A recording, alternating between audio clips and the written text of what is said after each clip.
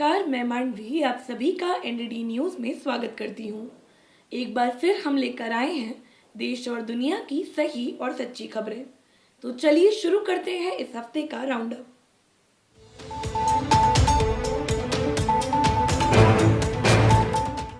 छत्तीसगढ़ के दुर्ग इलाके में काम से लौट रहे मजदूरों की एक बस अनियंत्रित होकर 40 फुट गहरी खदान में गिर गई, जिसमें 14 मजदूरों की मौत और 40 के घायल होने की खबर है। घायलों के अनुसार हादसे वाली जगह पर अंधेरा था, स्ट्रीट लाइट बंद पड़ी थी और गाड़ी की हेडलाइट भी खराब थी। कच्ची और फिसलन से भरी सड़कों के कारण पहले भी कई गाड़ियां दुर्घटनाग्रस्त यहाँ हो चुकी हैं, लेकिन मालिकों द्वारा खदान के खाली पड़े गड्ढों को भरने की कोई कोशिश नहीं की गई है। ऐसी घटना राजस्थान के एक जिले से भी आई, जहां एक कपड़ा फैक्ट्री में तापमान ज्यादा होने की वजह से बॉयलर फट गया, जिसमें 2 मजदूरों की दर्दनाक मौत हुई और 3 मजदूर घायल हुए हैं। हादसा उपकरणों की खराबी के कारण हुआ। मजदूर एकता केंद्र ने इन हादसों के पीछे सरकार को दोषी ठहराते हुए कंपनी मालिकों द्वारा सुरक्षा मानकों की अनदेखी पर सख्त रुख न अपनाए जाने को जिम्मेदार ठहराया है।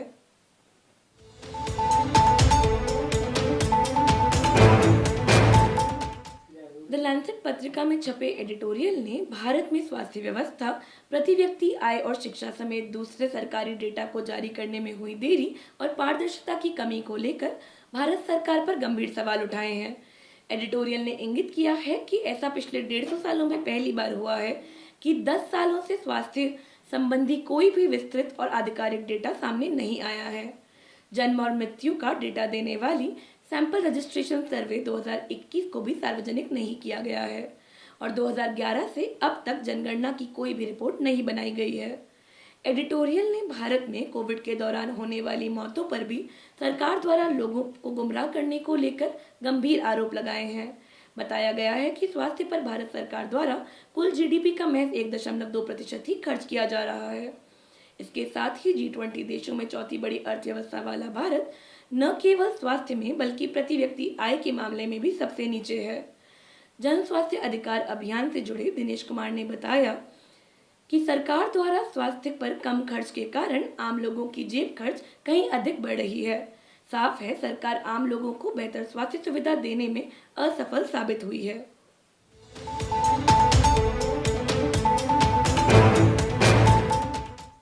लंबे समय से हिंसा के शिकार रहे मणिपुर के इम्फाल में एक बार फिर हिंसा भड़क उठी और इस हिंसा में कुकी समुदाय के 2 युवकों की मौत हो गई।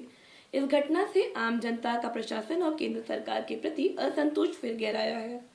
इसके साथ ही बीते सप्ताह मणिपुर में लोकसभा चुनाव का प्रचार करने पहुंचे गृह मंत्री अमित शाह ने विवादित बयान दिया। उन्होंने कहा कि आगामी चुनाव मणिपुर को जोड़ने और तोड़ने वालों के बीच है।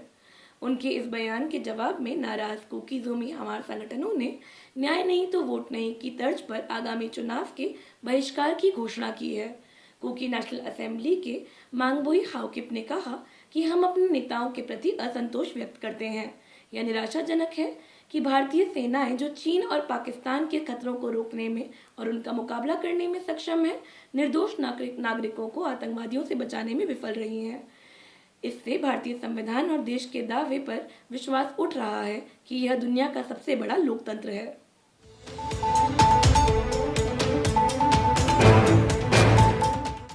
अदानी ग्रुप द्वारा चलाए जा रहे विशाखापट्टनम के गंगावरम पोर्ट में मजदूर अपनी लंबित मांगों को लेकर विरोध प्रदर्शन कर रहे हैं। प्रदर्शनकारी मजदूरों की मांग है कि वेतन में बढ़ोतरी की जाए, कार्य क्षेत्र में सुरक्षा सुनिश्चित की जाए तथा कंपनी की ओर से परिवार सदस्यों के लिए स्वास्थ्य सुविधाओं को दिया जाए। बता दें कि अदानी समूह के इस बंदरगाह परियोजना से 4000 के करीब मछुआरों की आजीविका तबाह हुई है। बावजूद इसके मछुआरों के लिए अलग से घाट के निर्माण का किया गया वादा अब तक अधूरा है, जिससे स्थानीय लोगों में भारी असंतोष है। वहीं पश्चिम बंगाल के जलपाईगुड़ी के चाय बागानों में काम करने वाले लगभग 1000 मजदूरों ने वेतन नहीं मिलने के विरोध में प्रदर्शन किया। केंद्र सरकार द्वारा संचालित 2 बागानों में काम करने वाले इन मजदूरों को बीते 7 सप्ताह से मजदूरी नहीं मिली है।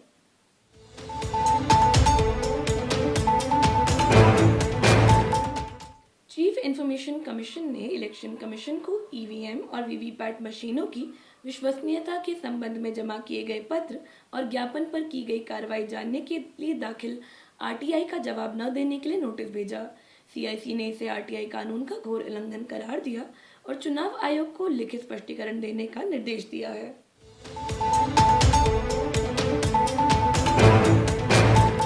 जाते जाते एक नजर डाल लेते हैं देश दुनिया की अन्य महत्वपूर्ण खबरों पर।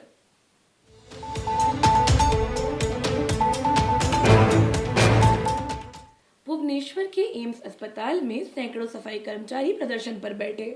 सफाई कर्मचारियों ने वेतन में देरी और ठेकाकरण के खिलाफ प्रदर्शन किया और ठेका कंपनी द्वारा कर्मचारियों से 10,000 रुपए की वसूली करने का आरोप लगाया। कर्मचारियों ने कहा कि आवाज उठाने वाले कर्मियों की छटनी की जा रही है और महिला सफाई कर्मचारियों का शोषण किया जा रहा है।